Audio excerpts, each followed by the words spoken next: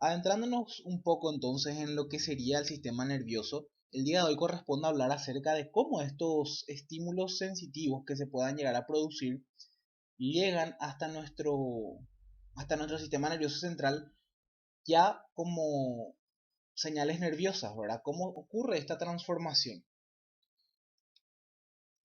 Y para hablar de ello, entonces, tenemos que recordar la división de nuestro sistema nervioso. Recordemos que nosotros teníamos nuestro sistema nervioso central, en donde la información va a ser procesada y desde donde se va a emitir una respuesta ante los estímulos que se puedan llegar a producir. La división así grande que se puede realizar es del sistema nervioso central, sistema nervioso periférico. Nuestro sistema nervioso central va a estar compuesto por el cerebro, por la médula espinal, y el sistema nervioso periférico, que es del cual vamos a estar hablando mayormente el día de hoy, va a corresponder va a tener una división sensorial o aferente, ¿verdad? Que va a ser la encargada de recoger las señales, ¿verdad? De recoger los estímulos. Cuenta con fibras nerviosas somáticas, ¿verdad? Que van a transmitir sobre todo sensaciones de dolor, sensaciones de temperatura, de tacto y sensaciones de presión sobre la superficie corporal. Esto lo va a realizar a través de receptores especializados. Vamos a ver todos los tipos de receptores que pueden existir, que van respondiendo, cada uno de forma independiente va respondiendo a cierto estímulo, ¿verdad? Porque no todos los receptores responden al mismo tipo de estímulos. También los receptores somáticos se encargan de transmitir dolor y propiocepción, ¿verdad? Cuando hablamos de propiocepción, hablamos de la percepción de los movimientos y de la posición del cuerpo, que desde los órganos internos, ¿verdad? Y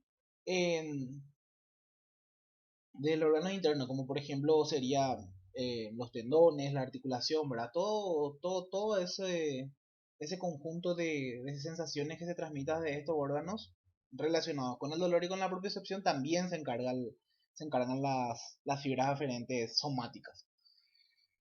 Y por otro lado también tenemos fibras aferentes viscerales, ¿verdad? Que van a encargarse sobre todo de transmitir los impulsos de dolor y de otro tipo de sensaciones de los órganos ya internos, ¿verdad? De las mucosas, desde las glándulas, de los vasos sanguíneos. Todo eso va a correr por cuenta de las fibras aferentes viscerales, ¿verdad? Recordemos que cuando dice aferente se refiere a lo que ingresa al organismo, eferente, la respuesta que ya generada en el sistema nervioso central es de vuelta, ¿verdad? Para ejercer ya un efecto. Este sistema nervioso periférico eferente, o también llamado motor, ¿verdad? Porque transmite un impulso motor, una señal motora. Se vuelve a dividir en somático voluntario, autónomo o involuntario, ¿verdad? Como ya les dije, principalmente el día de hoy vamos a tocar esto que está en amarillo acá, ¿verdad? Vamos a hablar principalmente del sistema nervioso periférico en su división sensorial.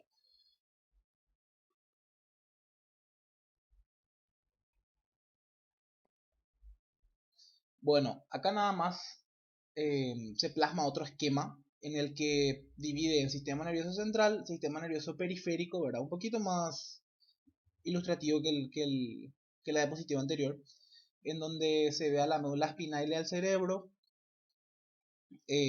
aparecen las neuronas de tipo sensorial, las neuronas motoras, y empezando por acá, vamos a ver que se va a producir, nada más para ver el circuito, ¿verdad? Se va a producir un estímulo a nivel de la superficie corporal o a nivel de los órganos. Van a actuar receptores internos, receptores externos. El estímulo va a viajar a través de estas fibras aferentes sensitivas. Va a viajar, va a llegar hasta nuestra médula espinal y nuestro cerebro. Luego vamos a tener también la colaboración de nuestras interneuronas, ¿verdad? Al llegar este estímulo al cerebro se genera una respuesta. Esta respuesta es enviada, esta señal nerviosa es enviada a través de la neurona motora para que se ejerza un efecto, ¿verdad? Para que se produzca un efecto.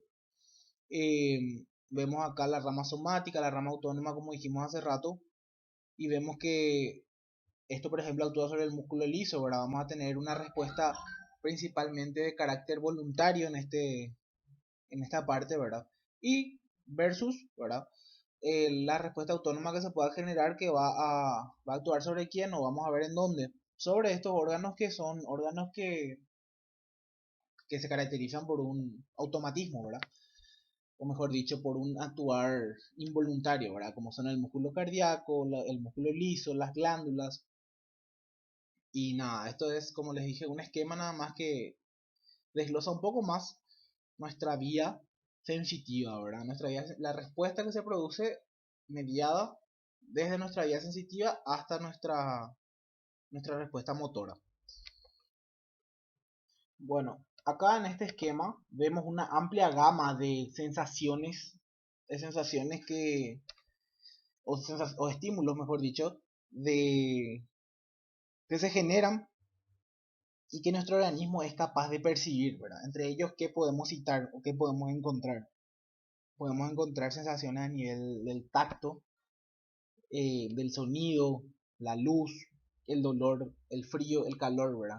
Sensaciones que van a ir siendo captadas a través de los distintos tipos de receptores que vamos a tener. Dijimos ya y volvemos a repetir ahora que no todos estos estímulos van a ser captados por los mismos receptores, ¿verdad? Sino que los receptores están especializados, su estructura es diferente, su localización es diferente, entonces por ende es esperable que el estímulo que capten también sea diferente, ¿verdad?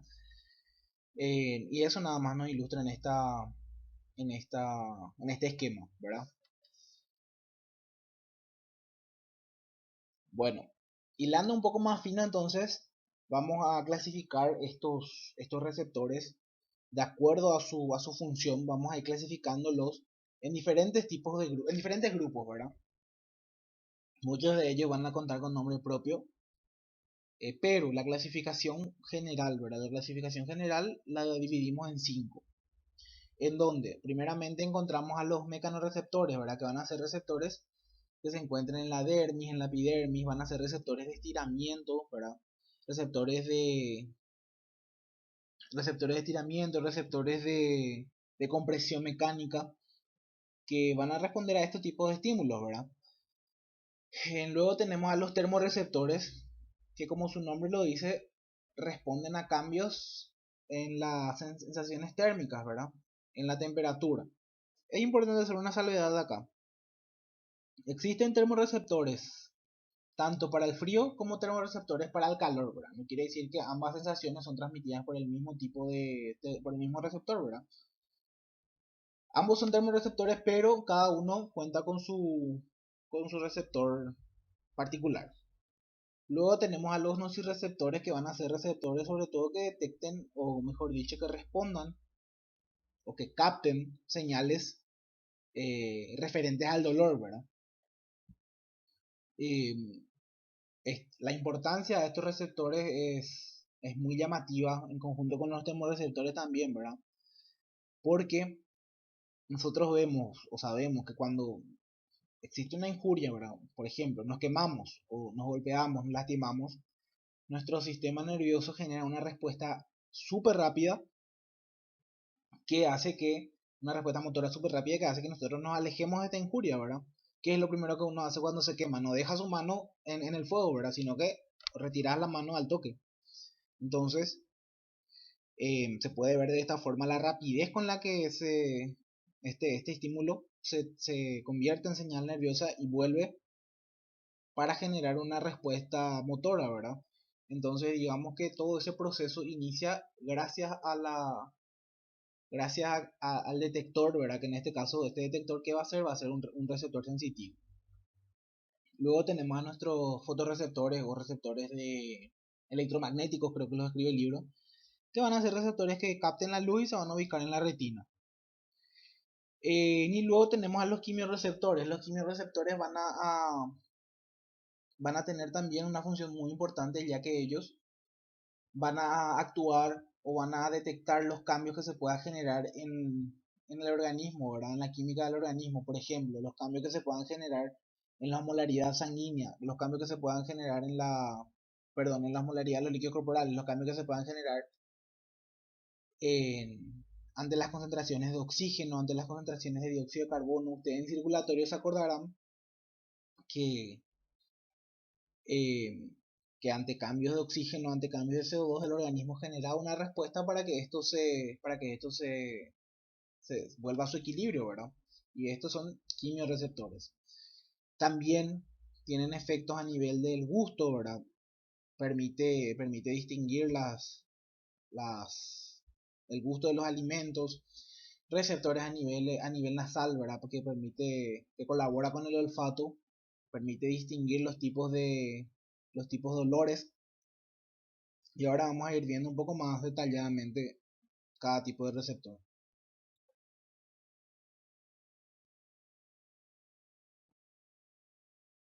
Un esquema que muestra, un cuadro mejor dicho, un cuadro que muestra los tipos de receptores, pone como ejemplo estímulos, la localización de estos receptores y la sensación a la que pueden responder, ¿verdad? Bueno, vamos a empezar con los mecanorreceptores, que era a qué responden, o mejor dicho, de qué se encargan de la fuerza mecánica, ¿verdad? Sí, de la fuerza mecánica. ¿Dónde se localizan? Dijimos que eran receptores que se encontraban en la superficie corporal, algunos, ¿verdad? Sobre todo en la dermis, en la epidermis, ¿verdad? Por eso dice ahí piel, tejidos subcutáneos, también los vamos a encontrar en las articulaciones, en los músculos, vamos a encontrar mecanorreceptores vestibulares, mecanorreceptores ubicados en la cóclea, en las vísceras, en los vasos, ¿verdad? ¿Y a qué sensación van a responder? Va a responder al tacto, a la presión, ¿verdad? Cosquilleo, sentido, posición y movimiento, elongación, a la audición, distensión, a la presión sanguínea. Recordemos que eran receptores de estiramiento, ¿verdad? ¿Y por qué dice presión sanguínea acá? Si nos vamos un poco en el tiempo, ¿verdad? Allá por mayo, abril, más o menos, cuando vimos circulatorio, nosotros estudiamos unos receptores, ¿verdad? Que se encontraban en donde, a nivel del callado aórtico, a nivel del seno carotidio, receptores que respondían al estiramiento de la pared arterial que se producía ¿por qué? Por la presión sanguínea. Estos receptores recordemos que utilizaban como vía al nervio vago, al nervio de Hering, ¿verdad? Que era rama de quién, del glosofaringio, utilizaban como vía para transmitir sus señales hasta el sistema nervioso que luego devolvía una señal para equilibrar nuestra presión sanguínea. Entonces, a estos receptores, ¿cómo lo llamábamos? Varoreceptores, ¿verdad? O receptores de estiramiento. Entonces, ahora en esta etapa del módulo ya podemos decir que estos varoreceptores pertenecen a este grupo de receptores, ¿verdad? A los mecanorreceptores. Porque son receptores que responden al estiramiento. Bueno, luego tenemos a los fotorreceptores, ¿verdad? Que dijimos que respondían a quién, a la luz, ¿verdad? Su localización es en la retina, eso ya dijimos recién. Y actúa sobre qué? Sobre la visión, ¿verdad? Bueno, luego tenemos a los termorreceptores, que su energía, su estímulo principal va a ser el calor, ¿verdad? El cambio de temperatura. ¿Dónde se van a localizar? También se van a localizar a nivel de la piel. Y las sensaciones a la cual responden son al calor y al frío. Dijimos que existen receptores para cada uno de ellos, ¿verdad? Luego tenemos a los quimiorreceptores que van a localizarse en la mucosa olfatoria, en las papilas gustativas, en las arterias, ¿verdad? Ya dijimos en la diapositiva anterior. Y van a actuar sobre el olfato, sobre el gusto, sobre, sobre los cambios que se puedan presentar en nuestra química sanguínea. Sobre los cambios que se puedan presentar en nuestra química sanguínea van a responder ante los cambios de oxígeno, ¿verdad? De presión parcial de oxígeno, de presión de CO2, cambios en el pH. Luego tenemos a los nociceptores, que eran receptores de qué, del dolor, ¿verdad? Justamente la sensación a la que responden es al dolor. Su localización la encontramos en la piel, en las vísceras, en los músculos, las articulaciones, los vasos, ¿verdad? ¿Y cuándo van a activarse estos receptores o cuándo van a crear una mayor relevancia? Ante fuerzas extremas, ¿verdad? Y los quimioreceptores ante sustancia en solución. Bueno, avanzamos más entonces. Hilando un poco más fino, entonces entramos a hablar sobre los tipos de mecanorreceptores. Para ello los dividimos en tres, de acuerdo al sitio en donde los encontremos, ¿verdad? O al sitio en donde actúen. Primero vamos a ver a los que van a estar ejerciendo un efecto sobre la sensibilidad táctil de la piel, ¿verdad? Sobre la epidermis y la dermis, a los que actúan sobre la sensibilidad de los tejidos profundos y a los que actúan a nivel de la audición, del equilibrio y de la presión arterial. A los que actúan a nivel de este primer grupo, de la sensibilidad táctil de la piel, ¿verdad? Sobre la epidermis y sobre la dermis, quiero hacer una aclaración.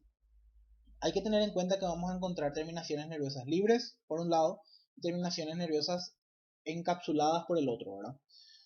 Que obviamente, o sea, justamente se diferencian por la cápsula de tejido conjuntivo y células de Schwann que presentan, ¿verdad?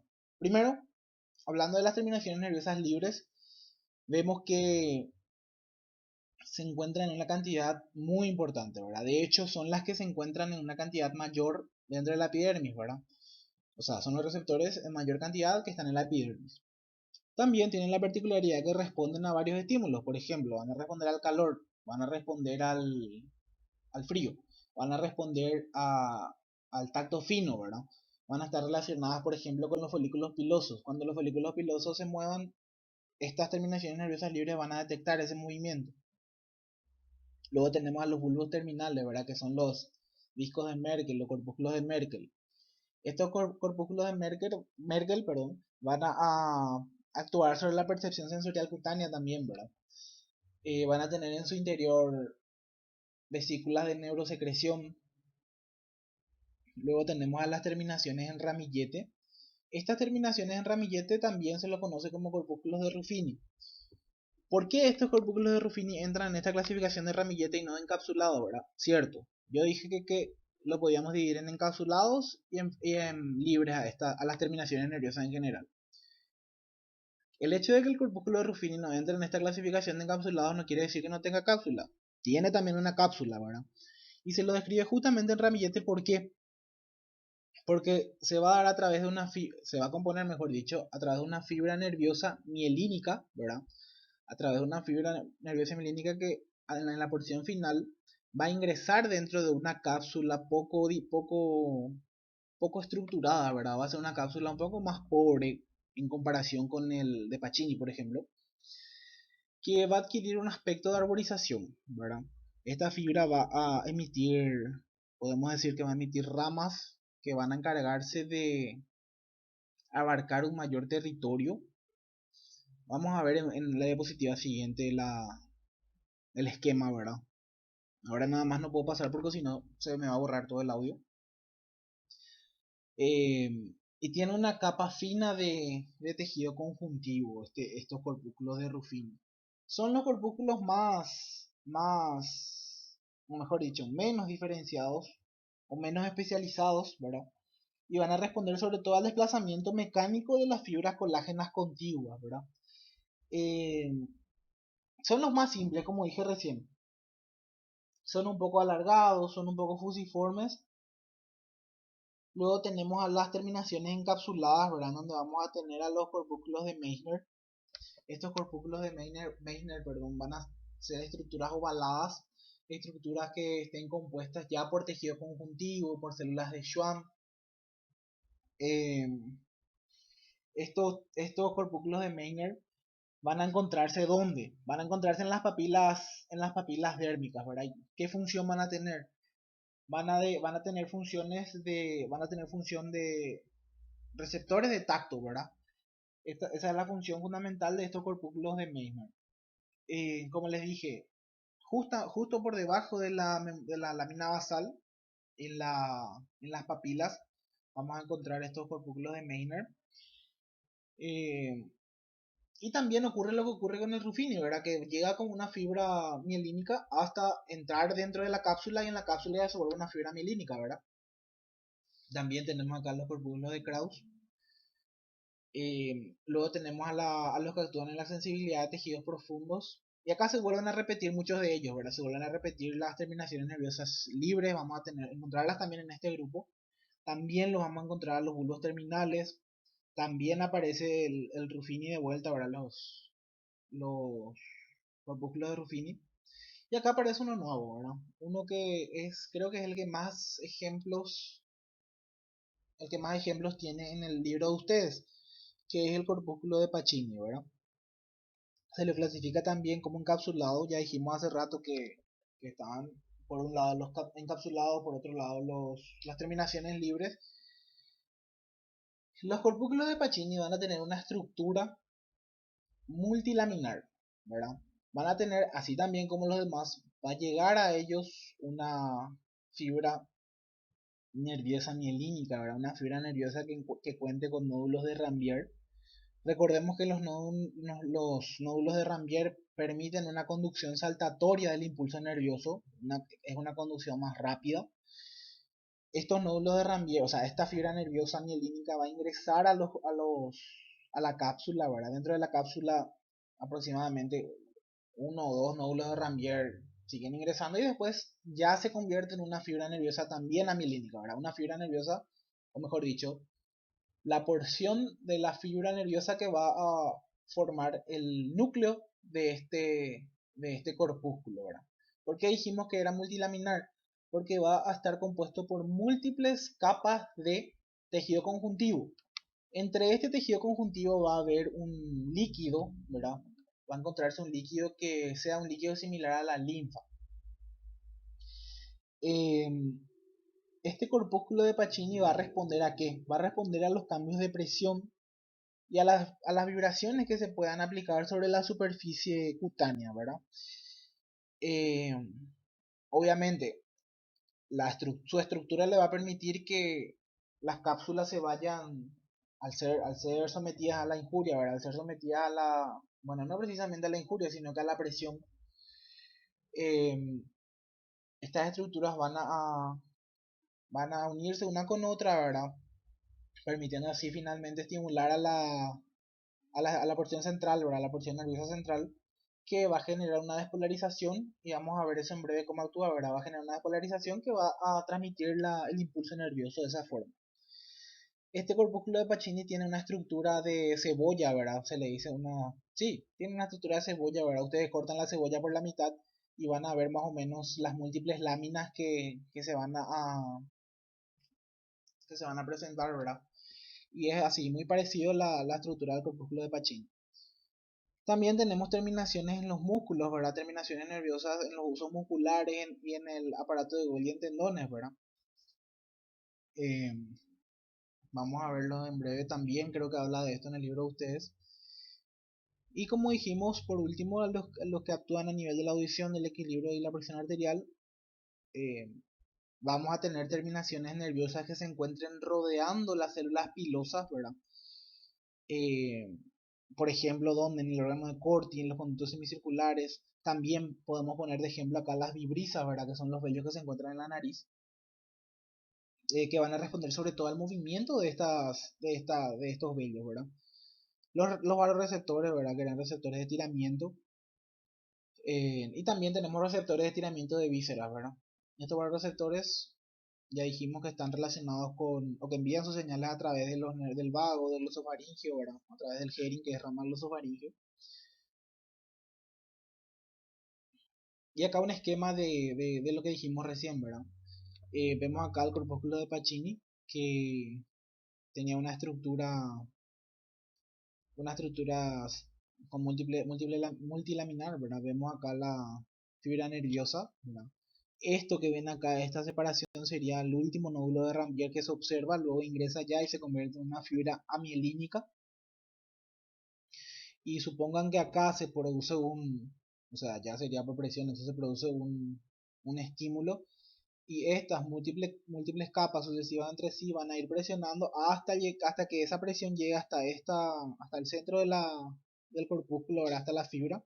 Esta fibra después se despolariza y manda la señal nerviosa que necesitamos, ¿verdad? Tenemos las terminaciones nerviosas libres. Vemos acá el aspecto, ¿verdad? De un aspecto de tipo, serían como ramas, como un árbol, ¿verdad?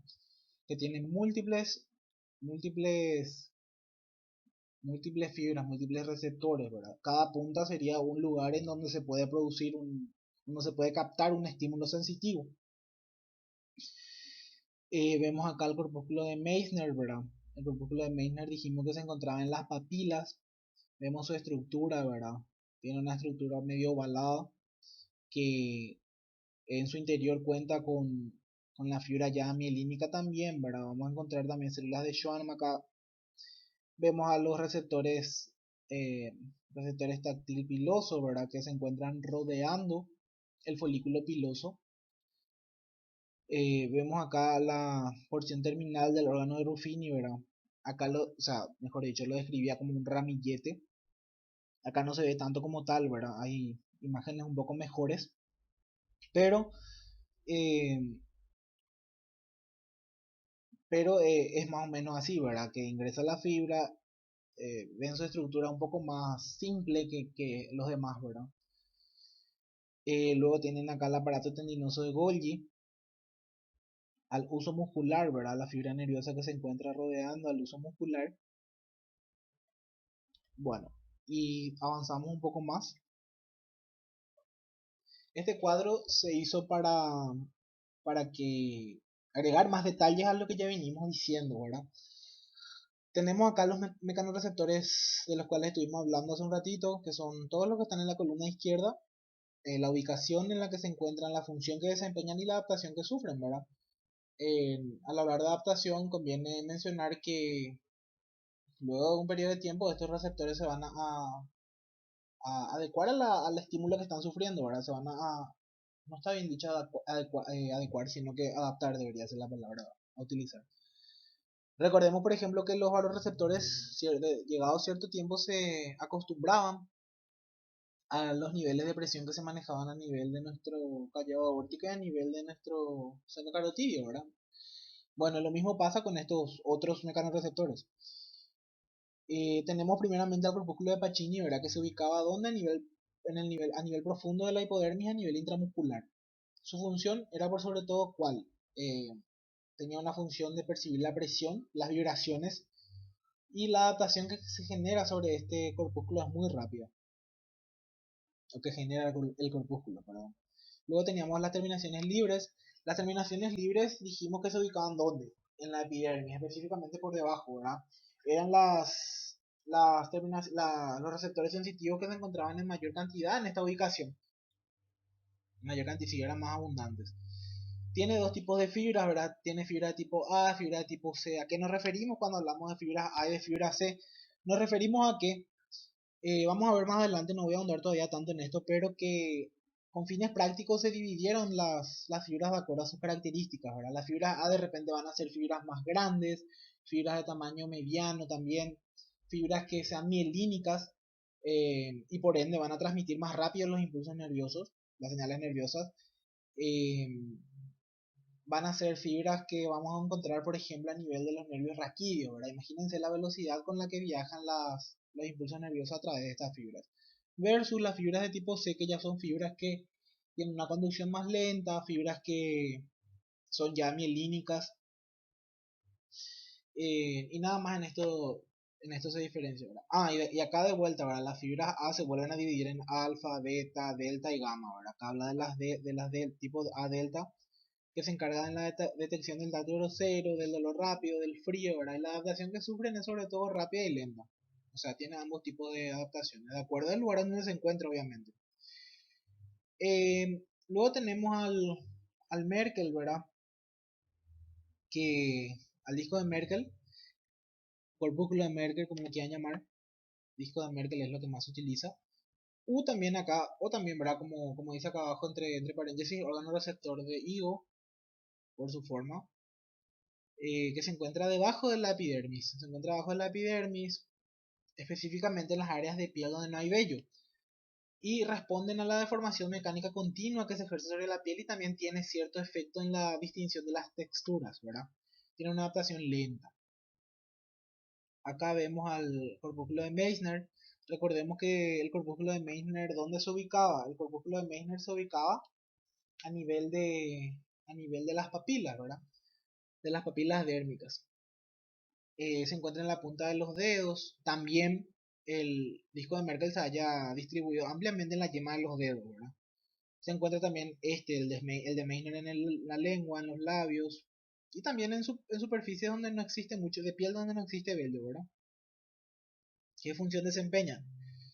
Responden al tacto discriminativo, la vibración de baja frecuencia, detectan movimientos de objetos en la piel y por sobre todo se encargan de identificar diferentes tipos de textura a la que se expone la piel, ¿verdad? La adaptación que sufren también es muy rápida. Luego tenemos acá a los corpúsculos de Ruffini, que se hallan ubicados en regiones, zonas profundas, ¿verdad? En la dermis, en la piel vellosa. Recordemos que el Ruffini era uno de los menos especializados, ¿verdad? Recuerden su forma en ramillete. Eh, Tiene como función la detección de presión continua, la detección de peso, de tacto, rotación de las articulaciones, también la detección de calor, ¿verdad? Tiene una adaptación muy lenta que resulta importante si ustedes se ponen a pensar. El hecho de que tenga una adaptación lenta y se ha encargado de responder ante el calor, ¿verdad? O sea, de generar un cambio, de mandar una señal para que se genere un cambio ante exposición al calor, no está hablando bien, ¿verdad? No está hablando bien, ¿por qué? Porque justamente nosotros no queremos una adaptación rápida ante estímulos de una temperatura elevada, ¿verdad? Bueno, y luego tenemos al corpúsculo de Krauss, que se halla en la superficie de la lengua, en los órganos sexuales, responde al frío, ¿verdad? Tiene una adaptación rápida. Y el receptor en diana del folículo piloso, ¿verdad? Si recuerdan la imagen, se hallaba rodeada, o sea, varias terminaciones nerviosas cubrían este folículo piloso, o sea, varios receptores, perdón, cubrían este folículo piloso, y tienen, o sea, contacto inicial de los objetos con la piel, ¿verdad? La velocidad y dirección. De eso se encargan. ¿Por qué? Porque al movilizarse los vellos, estos folículos pilosos van a responder, ¿verdad? Van a ser activados y van a mandar una señal para que se produzca una respuesta. Tienen una adaptación rápida también. Se nos presenta la histología en un esquema, ¿verdad? La histología de la piel, en donde se observa, por un lado, una piel con vello y por otro lado una piel lampiña, una piel sin vello, ¿verdad? Sin folículos pilosos. Entonces, mirando primero por acá, podemos seguir este orden, ¿verdad? Vamos a encontrar primeramente a las terminaciones nerviosas libres, ¿verdad? Que está donde, justamente por debajo de la epidermis, ¿verdad? Eh, Vemos que son abundantes, son bastante ramificadas, ¿verdad? Extienden sus terminaciones. Cada terminación podríamos decir que es un receptor. Vemos acá el corpúsculo de Meissner, ¿verdad? Que se encontraba sobre todo en las papilas. El corpúsculo de Meissner, recordemos que tenía una cápsula, tejido conjuntivo, que era súper especializado, que sus fibras eran mielínicas y luego al ingresar dentro del corpúsculo, estas fibras se volvían ya mielínicas, ¿verdad? Contaba con células de Schwann. Luego vemos acá el receptor diana del folículo piloso. El receptor diana dijimos que envuelve al folículo piloso a fin de percibir los movimientos del vello, ¿verdad? Los movimientos que se puedan producir en la superficie son captados y detectados por este receptor diana del folículo piloso. Vemos acá el corpúsculo de Pacini que se ubicaba en zonas más profundas ya. Ven acá el aspecto en cebolla que les decía hace rato, ¿verdad? Si parten una cebolla a la mitad y ven, el aspecto es muy similar a esto, ¿verdad? Con mucha imaginación. Ven acá la fibra que ingresa de la misma forma que lo hacía el Meissner, su fibra ingresa siendo una fibra mielínica, ¿verdad? Luego se llama mielínica en el interior, ¿verdad? Acá no se ve, pero tienen que tener en cuenta que el impulso de la transmisión se da a través de los nódulos de Ranvier. Recuerden que eso da un impulso, una transmisión de señal de tipo saltatoria, más rápida. eh, y ven su estructura, ¿verdad? Entre lámina y lámina dijimos que había un tejido similar a la linfa, ¿verdad? Ven acá a los corpúsculos de Ruffini, ¿verdad? Que contaban también, era uno de los menos especializados, ¿verdad? Uno de los más simples, que contaba con una superficie, mejor dicho, una cápsula muy simple. Luego tenemos, eso es todo. Los discos de Merkel, no sé, creo que no dije, los discos de Merkel que se hayan ubicado en esta región, ¿verdad? Su forma de receptor con forma de cúpula de higo, creo que le dicen también. Bueno, y nada más acá divide el tejido celular subcutáneo, la dermis y la epidermis, ¿verdad? Por este lado. Otro gráfico que muestra un poco más de lo mismo. De repente existen ciertas variaciones, ¿verdad? Por ejemplo, ese otro gráfico nos mostraba que las terminaciones nerviosas de repente estaban solamente acá abajo, pero, ¿verdad? En el texto, y ya mencionamos inclusive hace rato que se encuentra en la epidermis, ¿verdad? También. Un poco más de lo mismo nada más, ¿verdad? Acá habla del órgano terminal de Ruffini, habla de los folículos pilosos, los nervios que le envuelven a estos folículos pilosos. Vemos al corpúsculo de Meissner, ¿verdad? Que se hallaba en la papila. Y acá la histología nada más de un corpúsculo de Pacini, que viene acá el aspecto del cual ya hablamos varias veces, ¿verdad? Bueno, dejando de lado un poco a los mecanorreceptores, pasamos a hablar de los demás, ¿verdad? Dijimos que estaban también los termorreceptores y también dijimos que estos mismos termorreceptores funcionaban tanto para el frío como para el calor, ¿verdad? Que se transmitían a través de diferentes tipos de receptores. O sea, los del frío tienen su propio receptor, los del calor también tienen su propio receptor. Luego tenemos a los nociceptores, ¿verdad? Que eran receptores sobre todo del dolor de temperaturas extremas también, ¿verdad? Va de la mano, van de la mano. Eh, y son sobre todo, o sea, son detectados, este dolor y esta temperatura extrema son detectados a través de terminaciones nerviosas libres, ¿verdad? Son ellas las que van a transmitir estas señales hasta nuestro sistema nervioso central para emitir una respuesta motora, ¿verdad? Que, por ejemplo, podría darse haciendo a un lado el brazo, ¿verdad? Haciendo a un lado la mano en caso de que, qué sé yo, toquemos algo caliente. Bueno, y luego tenemos los receptores electromagnéticos, ¿verdad? Fotorreceptores también se los conoce, que pone acá de ejemplo a los de la visión, eh, que o sea, se hayan ubicado en la retina, van a ver después, ahora no vamos a andar tampoco con demasiado detalle esto porque después van a estudiarle a la visión como tal y van a ver todos los tipos de receptores, dónde se hallan los conos, dónde se hallan los bastones, pero o sea, estos receptores se hallan en el nivel de la retina como formas de bastones y conos, ¿verdad? Así se lo denomina, ya habrán visto en histología luego el año pasado esto. Bueno, por último, sí, creo que era el último tipo de receptor, tenemos a los quimioreceptores que dijimos que estaban involucrados, se involucraban en el gusto, en el olfato, en la química sanguínea, ¿verdad? De repente, en la osmolaridad de los líquidos corporales.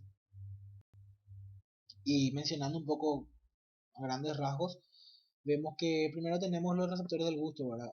La parte de los órganos de los sentidos nos vamos a tocar con detalle porque eso lo van a ver después cuando se hable de cada órgano en particular, ¿verdad?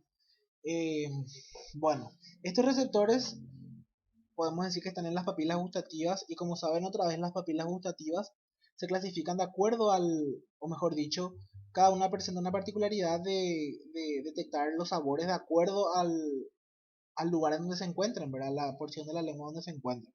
Algunas van a detectar sensaciones ácidas, amargas, dulces, saladas, ¿verdad? Todo depende de en qué porción de la lengua se encuentren. Luego tienen a los receptores, a los quimioreceptores olfatorios, que van a encontrar sobre todo en el epitelio olfatorio, ¿verdad? Para distinguir los distintos tipos de olores. Vemos acá nada más un esquema en donde tenemos acá la lámina cribosa, que este nervio olfatorio llega, el bulbo olfatorio y da sus, el filete nervioso, como lo conocen seguramente ustedes. Y entonces, en las terminaciones de este filete nervioso van a funcionar como células receptoras, ¿verdad? Luego tenemos a los quimioreceptores de oxígeno y de oxígeno en sangre arterial, ¿verdad? En el callo aórtico, en el seno carotidio. Luego tenemos a los quimioreceptores que se encargan de mantener un equilibrio en la osmolaridad. Estos se hallan principalmente en las neuronas de los núcleos supraópticos. De estos receptores se habló en circulatorio, se habló también en renal. Luego tenemos quimioreceptores encargados de regular el equilibrio del CO2 y del pH, ¿verdad? Se van a ubicar en el bulbo raquídeo, en la aorta, en los cuerpos carotidios. Y luego tenemos el glucostato, ¿verdad? Que se encuentra a nivel del hipotálamo. Sobre todo, así como su nombre lo dice, regula la concentración de glucosa, ¿verdad? O sea, está involucrado en la regulación de glucosa. Bueno, y esta tabla lo que nos muestra es la función que van a desempeñar los nociceptores y termorreceptores, ¿verdad? Vuelve a desglosar un poquito más. Y empezamos por abajo, ¿verdad? Que en donde hace la diferenciación de que también acá vamos a encontrar fibras nerviosas, terminaciones nerviosas libres, ¿verdad? Terminaciones nerviosas libres que van a ser justamente para transmisión del dolor y de la temperatura de repente, ¿verdad? Pero hay que diferenciar que no son las mismas fibras que se encargan de transmitir el tacto, ¿verdad? O sea, hay que hacer esa diferenciación cuando se menciona este tipo de cosas.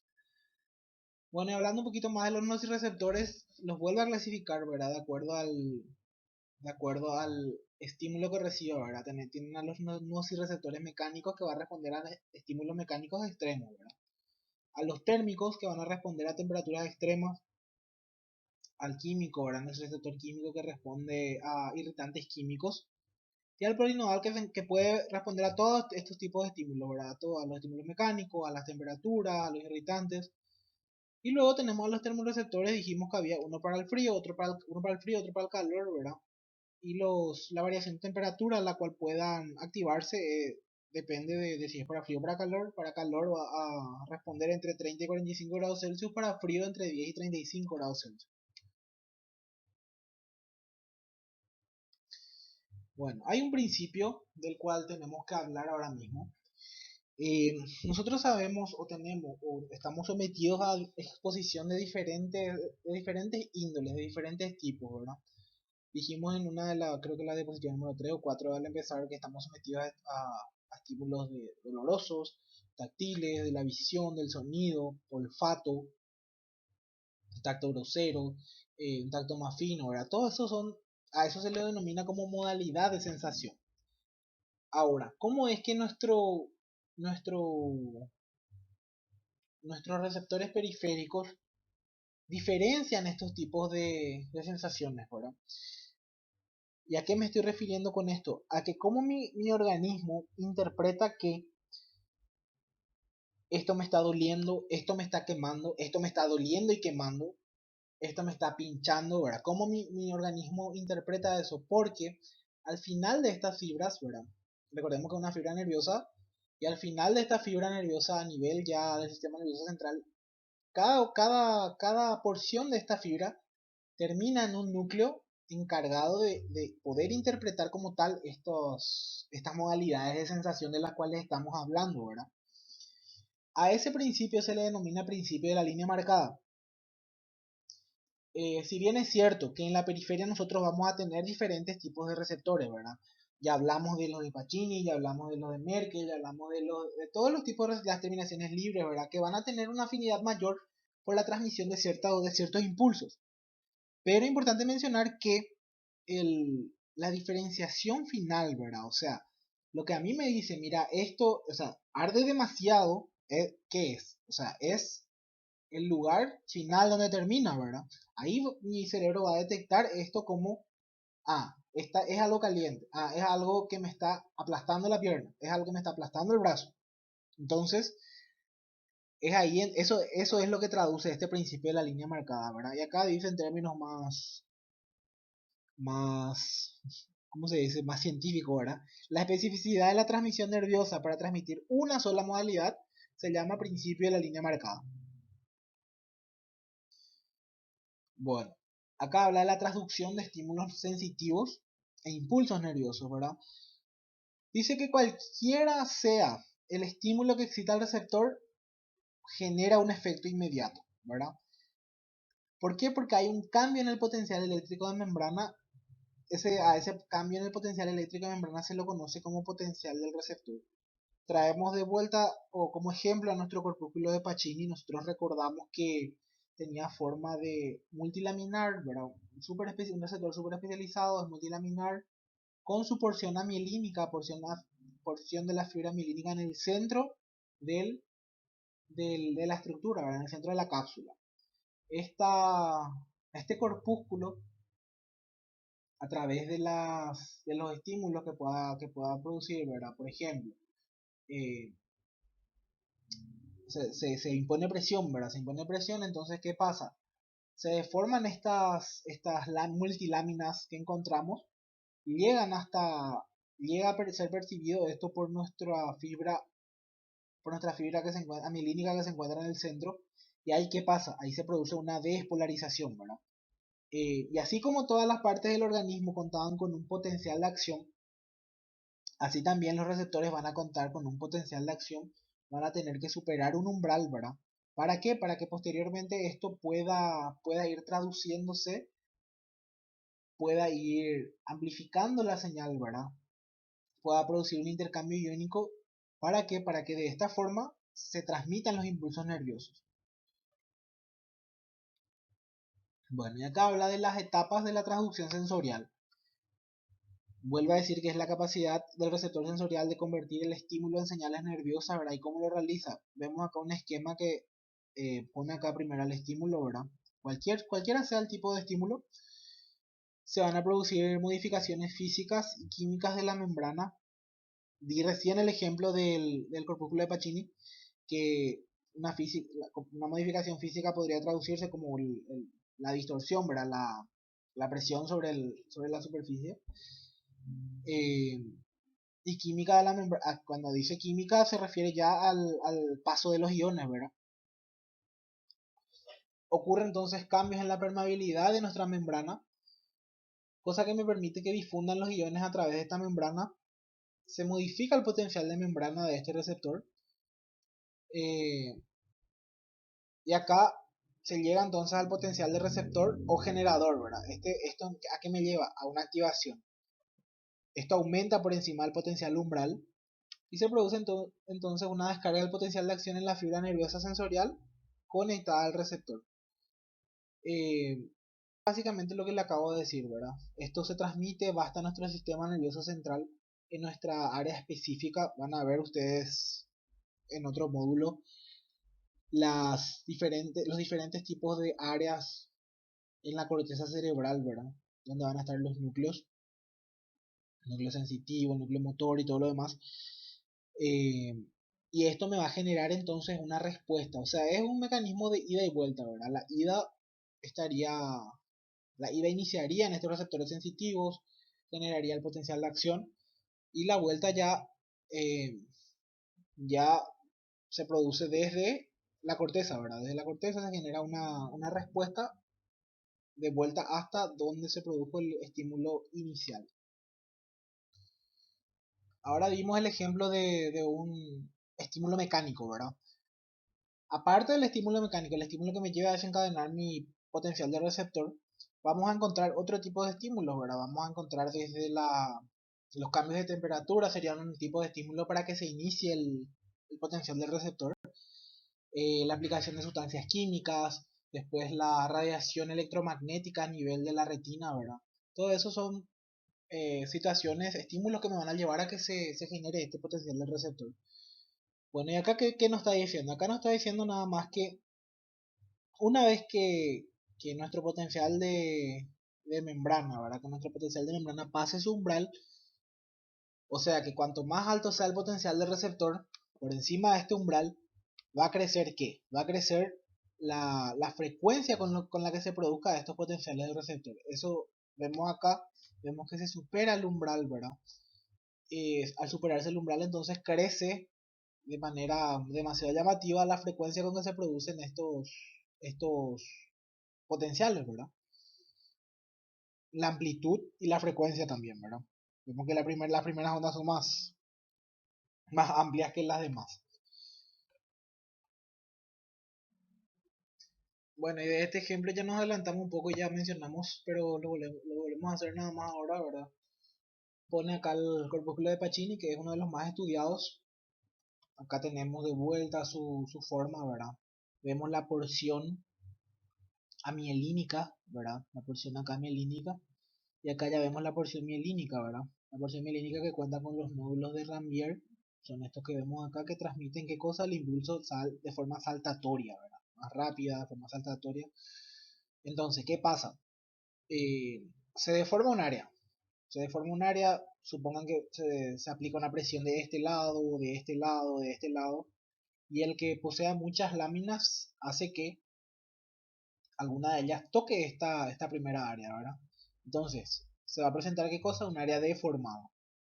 Ven acá como se produce la apertura de los canales de sodio, ¿verdad? Aumenta la positividad eléctrica dentro de nuestra fibra y ahí se va a ir transmitiendo nuestro potencial de receptor, ¿verdad? Se va a ir transmitiendo nuestro potencial de receptor, va a sobrepasar el umbral, se va a generar la mayor cantidad de frecuencia, mayor amplitud y ahí va a empezar a formar un circuito local. Vemos acá se transmite por los nódulos de Ranvier los diferentes tipos de potencial, los diferentes potenciales de acción, ¿verdad? Se van transmitiendo a lo largo de toda la fibra. Esto parece ser algo lento, ¿verdad? Pero en realidad esto pasa en cuestión de milisegundos, rapidísimo.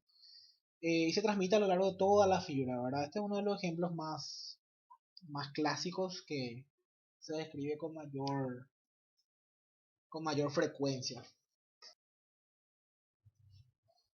Llegamos hasta acá, que yo ya me adelanté también hace rato un poco con esto, ¿verdad? En donde se mostraban las fibras nerviosas de tipo A y las fibras nerviosas de tipo C. Acá hay una clasificación, o sea, existe una clasificación alternativa que también es empleada, ¿verdad? Que se divide a estas fibras en grupo 1A, grupo 1B, grupo 2, grupo 3, grupo 4. Sin embargo, en esta tabla ya fusiona, ¿verdad? Sí, fusiona ambos tipos de grupos de fibras musculares, de fibras nerviosas, perdón. ¿Qué decíamos de las A? Las A entonces, fibras mielínicas, fibras con un tamaño importante, fibras que se ubicaban donde, por ejemplo, a nivel de los nervios raquídeos, un impulso rápido de transmisión, ¿verdad? O sea, una rápida transmisión. Tenemos primero, mejor dicho, a las fibras alfa, ¿verdad? Las fibras A podían ser alfa, beta, gamma, delta. Tenemos primeramente a las A de tipo alfa, que se vuelve a dividir en fibras de tipo 1A y 1B. Las fibras de tipo 1A va a proceder sobre todo en las terminaciones anuloespinales de los usos musculares, ¿verdad? Como dice acá, se encargan de la transmisión de la propiocepción, del estiramiento. También vamos a encontrarla en las fibras motoras extrafusales, ¿verdad? Eh, y miden cuánto, aproximadamente 17 nanómetros. Sí tiene mielina y la velocidad de conducción es de 70 a 120 metros sobre segundo, ¿verdad? Es decir, puede recorrer, imagínense cuánto. Creo que el libro les da una referencia de que nada más que en un segundo puede recorrer más que una cancha de fútbol inclusive, ¿verdad?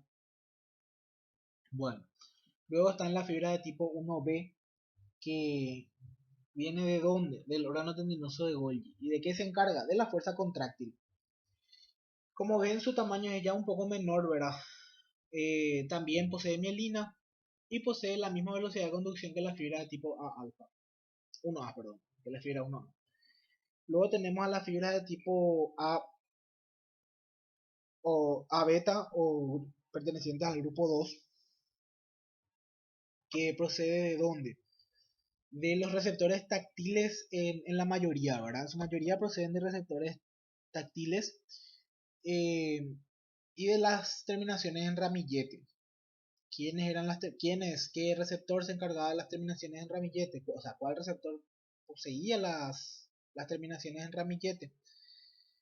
Era el corpúsculo de Ruffini.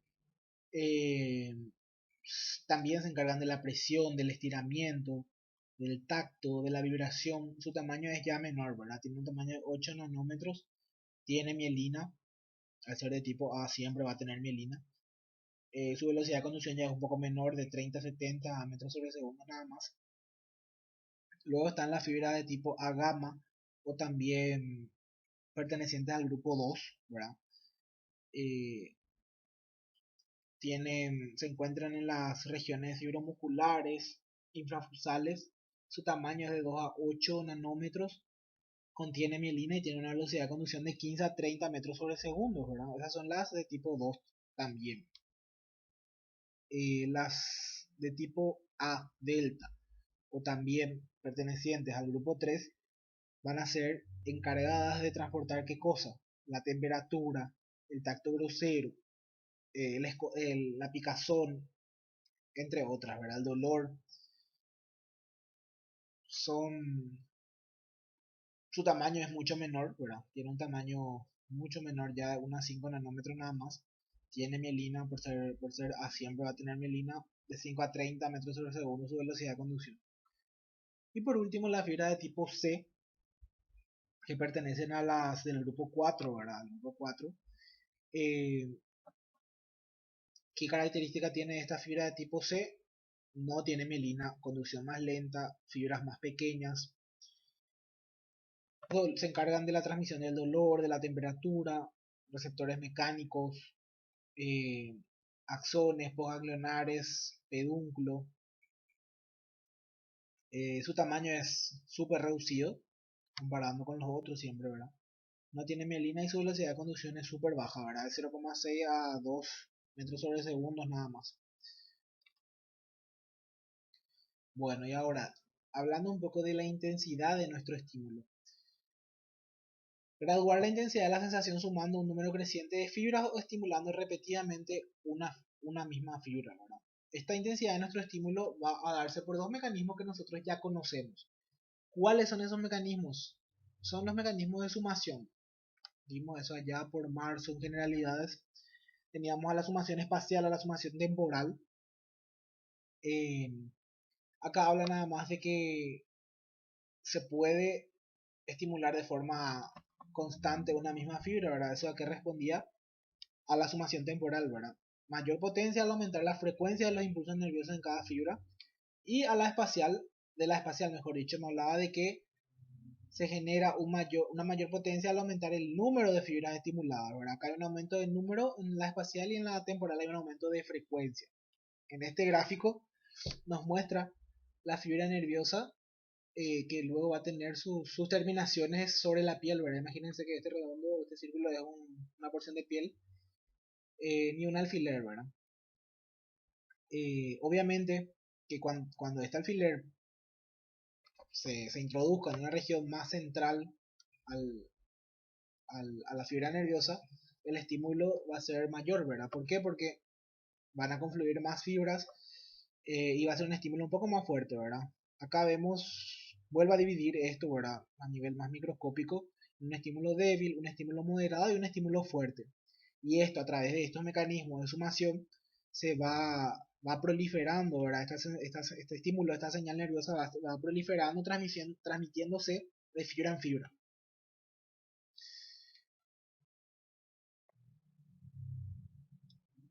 En este esquema vamos a explicar un poquitito la organización de las neuronas, cómo se transmiten estos impulsos, estas señales. Primeramente hay que empezar explicando que existen fibras de entrada, ¿verdad?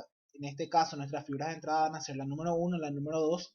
Estas fibras de entrada se van a dividir en muchísimas ramas, ¿verdad?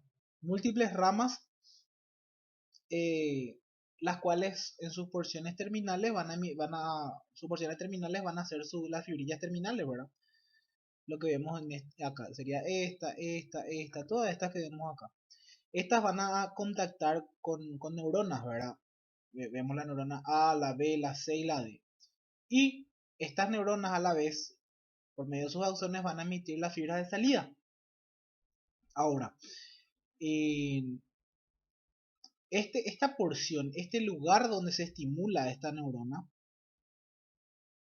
se llama campo de estimulación. ¿Y qué podemos decir? ¿Qué se explica de esta forma? Primeramente que, como vemos, por ejemplo, en la A recibe netamente su estímulo de fibrillas terminales correspondientes a la fibra número 1. Entonces, se dice que el estímulo que recibe esta neurona A se va a denominar estímulo por encima del umbral o estímulo excitador.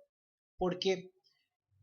Porque todas las fibrillas terminales son capaces de, en conjunto, ocasionar el potencial de acción del receptor para que se pueda despolarizar esta célula. Ahora, como ya sabemos, por sí sola una fibrilla terminal puede transmitir un impulso, claro que puede transmitir un impulso, sin embargo, por sí sola no puede transmitir un potencial de acción. Entonces, yéndonos con todo lo que dijimos a la neurona B, vemos que la unión que tiene con las fibrillas terminales es mucho más escasa. O sea, sacando de acá a la fibra número 2, ¿verdad? Dejando solamente a la fibra número 1, vamos a ver que por sí sola este estímulo que provenga de nuestra fibra número 1 no va a poder desencadenar un potencial de acción en la figura B. Entonces, a esto se le denomina como estímulo por debajo del umbral. Y se dice que esta neurona es facilitada nada más, ¿verdad? Acá la neurona es estimulada, acá es facilitada. ¿Por qué? Porque vamos a necesitar que se sumen más potenciales para desencadenar, más estímulos, perdón, para desencadenar un potencial en esta neurona. Y lo mismo pasa con las demás neuronas, ¿verdad? Vamos a ver que acá esta, por ejemplo, la C recibe tanto de 1 como de 2, o sea, es facilitada por 1 y por 2, y así de esta forma logra generar un potencial. Eso nada más muestra en esta presentación, ¿verdad?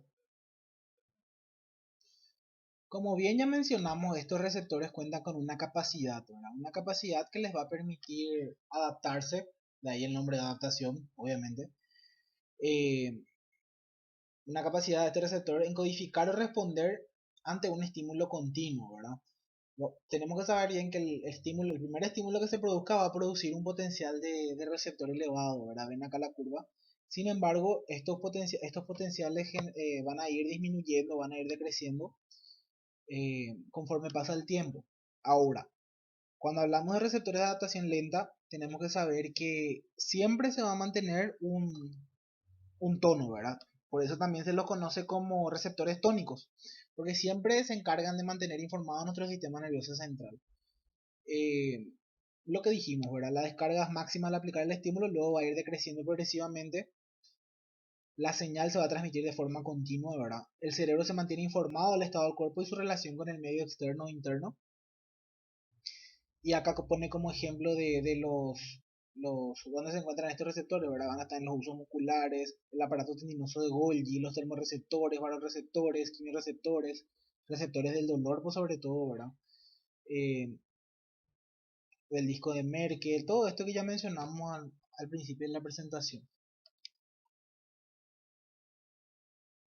Bueno, y luego tenemos a los receptores de adaptación rápida, en los que acá, por ejemplo, recordemos que la adaptación de los otros, o sea, los otros siempre se mantenían informando a nuestro cerebro, sistema nervioso central, de forma continua el estado en el que nos encontramos, ¿verdad? Ahora, la diferencia acá es que estos receptores van a entrar en off un ratito, ¿verdad? Van a entrar en off pero cuando exista un cambio en la intensidad del estímulo, ya sea una intensidad mayor o una intensidad menor, esto se vuelve a activar.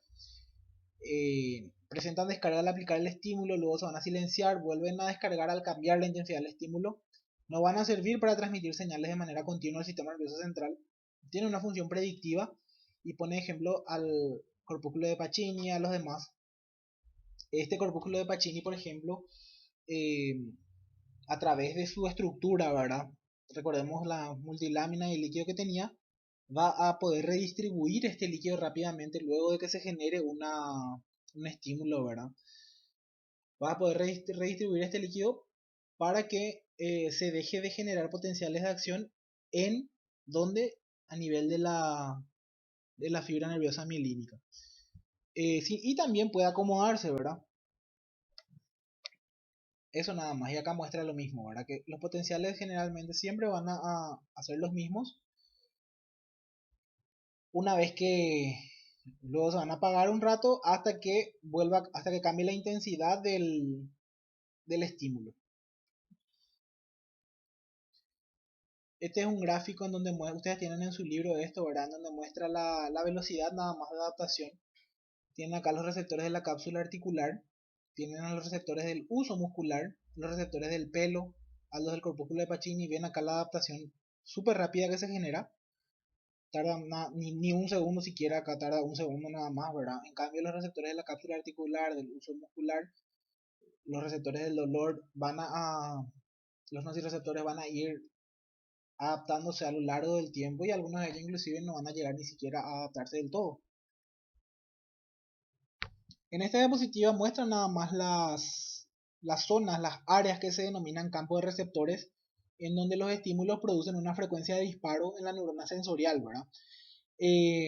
Pueden ser estos campos tanto excitatorios como inhibitorios. Vamos a ver más adelante que que vamos a necesitar una inhibición en algún momento, ¿verdad? Para que estas señales no se vayan perpetuando a lo largo del tiempo, porque recordemos que, mejor dicho, comento ahora que un- una excitación mantenida de nuestras neuronas, las unas a las otras, puede desencadenarme, por ejemplo, crisis epilépticas, ¿verdad? Entonces también vamos a necesitar que se generen campos inhibitorios.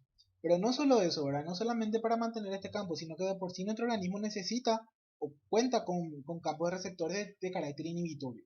Y los excitatorios sí ya sabemos que hay, que están esparcidos por todas partes. Muestra acá la adaptación, el campo de receptor y la adaptación de los distintos tipos de receptores. Si ustedes se acuerdan, el corpúsculo de Ruffini tenía una estructura en ramilletes, ¿verdad? Entonces ven que el campo del receptor va a ser mucho mayor por su estructura. También hablamos demasiado del Pacini, ¿verdad? Que era de su estructura también. Ven acá como el campo del Merkel va a ser mucho más pequeño, el campo del receptor. Eh, y nada más que mostrar eso acá, ¿verdad? Como el corpúsculo de Ruffini presenta un amplio campo de receptor gracias a su estructura, ¿verdad? Si bien recordamos que era uno de los corpúsculos más simples, su estructura en ramillete le da esta posibilidad. Bueno, acá vemos la inhibición que se puede llegar a generar, ¿verdad? Así como dijimos que teníamos un campo de estimulación, también tenemos un campo de inhibición, ¿verdad? Acá muestra una inhibición de tipo lateral que va a ayudar a localizar con precisión el estímulo. ¿Por qué? Porque justamente al ser lateral, ¿verdad? Recordemos que, o vemos mejor dicho, se van a ver inhibidos las neuronas que se hallan a los lados. Entonces, se va a poder localizar de manera más precisa la neurona el estímulo que se genera en la neurona central, ¿verdad? Que ya dijimos que a través del mecanismo de divergencia esto va a ir estimulando ciertas zonas, ¿verdad? Y entonces esto nos permite delimitar nada más el campo central. Y hablando propiamente de la divergencia, vamos a ver que, primeramente definir el concepto de divergencia, ¿verdad? Que va a ser cuando una señal, una misma, o sea, un estímulo, una señal, vaya estimulando a dos neuronas. Esas otras dos neuronas van a estimular a cuatro más, esas cuatro más van a ir estimulando a ocho. Y así sucesivamente. Va a ser una cadena, ¿verdad? Que se va a ir de repente. Va a iniciar con una señal débil, sin embargo, va a dar un efecto más potente debido a la suma de todas ellas, ¿verdad? ¿Cómo pueden ser esta divergencia de señales? Puede ser una divergencia amplificada, que es lo que le comenté recién, que una estimula a dos, las siguientes dos a las demás, o puede ser una diferencia en múltiples fascículos. ¿Qué quiere decir esto? Que, si bien cierto, una misma neurona estimula dos siguientes y las otras dos, y así sucesivamente, van a emitir, sí, va a emitir sus fascículos a diferentes regiones, ¿verdad? De repente una va a ir, qué sé yo, al cerebro, al cerebelo, la otra va a ir al tálamo, ¿verdad? En cambio, esta amplificada todas van a un mismo lugar.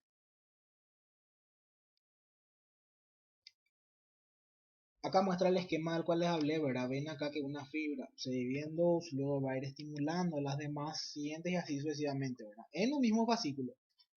Y acá ya en múltiples fascículos, ¿verdad? Ven como hacia la izquierda van un grupo de fascículos, hacia la derecha va otro grupo de fascículos, ¿verdad? El ejemplo que dimos es que o sea, hacia la izquierda vaya, por ejemplo, las que van al cerebelo, hacia la derecha las que van hacia el tálamo, ¿verdad? Eh, Nada más se va generando, se va amplificando la señal, sobre todo en estas. Y acá se transmite a zonas distantes. Acá tenemos no sé si decir lo opuesto, pero tenemos el otro tipo de transmisión de señales que es la convergencia, ¿verdad? ¿Cómo se da esta convergencia? Nosotros teníamos en la anterior, en la divergencia, que una sola fibra iba estimulando y amplificando su señal. Ahora, ¿qué tenemos? Tenemos fibras de diferentes orígenes que van a estimular un soma neuronal en particular. Vemos acá, por ejemplo, varias fuentes diferentes y acá tenemos nuestro soma neuronal, ¿verdad? Y acá lo mismo, tenemos una fuente, otra fuente que estimula finalmente a una neurona en particular. Eh, esto es, esto genera una sumación, ¿verdad? Si se acuerdan del concepto de sumación, esto va a generar sumación. ¿Por qué? Porque cada una va a transmitir un impulso diferente y va a generar la respectiva despolarización que necesitamos. Bueno, hablando un poco de la inestabilidad y estabilidad de los circuitos neuronales, tenemos que tener en cuenta que se van a generar circuitos reverberantes. ¿Por qué? Porque vamos a tener que la primera neurona va a excitar a la segunda a la tercera a la cuarta a la quinta, y así sucesivamente, y va a iniciar de vuelta. O sea, de la última pasa a la primera y de vuelta se genera un circuito reverberante, un circuito que presenta una continuidad. Esto se ve, ¿por qué esto no se ve sobrepasado? Si se ve ¿En qué caso se ve sobrepasado? Se ve sobrepasado, por ejemplo, en las convulsiones epilépticas, ¿verdad? Se ve un circuito que transmite señales de forma intensa, de forma continua, y no para. Pero así como, como tenemos este circuito, también tenemos unos reguladores de este circuito, ¿verdad? ¿Cuáles van a ser los reguladores? Van a ser los circuitos inhibidores y la fatiga de la sinapsis. Los circuitos inhibidores van a ir regulando, se los divido otra vez en dos, ¿verdad? Y van a ir regulando este sistema. ¿Por qué medios? Primero, va a volver un circuito del extremo terminal hacia las neuronas excitadoras, ¿verdad? ¿Para qué? Un estímulo que va a emitir una retroalimentación que va a decir que ya es suficiente la cantidad de estímulo que se está generando, ¿verdad? Y el otro tipo de circuito inhibidor con el que contamos es un grupo neuronal que va a ejercer un control inhibidor global sobre las regiones del cerebro, ¿verdad? Es decir, primero tenemos la misma porción terminal del circuito, ¿verdad? Y un grupo neuronal que ejerce su efecto netamente inhibidor. El primero es por retroalimentación y el otro es netamente inhibidor. Y también tenemos otra forma de evitar eso, que es a través de la fatiga.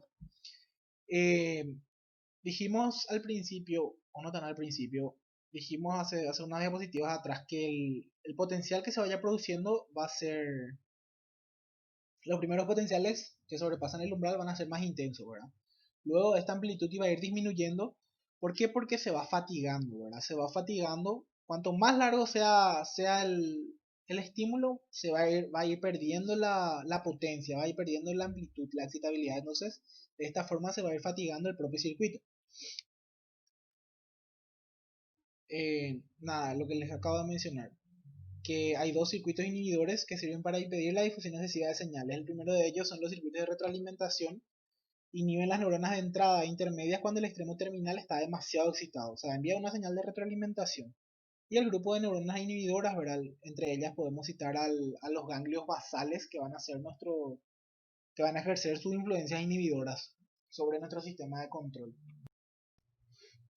Y luego tenemos a la fatiga sináptica, en donde la señal, o sea, la transmisión sináptica se vuelve más débil cuanto más largo e intenso sea el periodo de excitación, ¿verdad? Vemos acá como la amplitud de nuestra curva, ¿verdad? El tamaño de nuestra curva, la fuerza, va a ir disminuyendo progresivamente a, a mayor cantidad de tiempo, ¿verdad?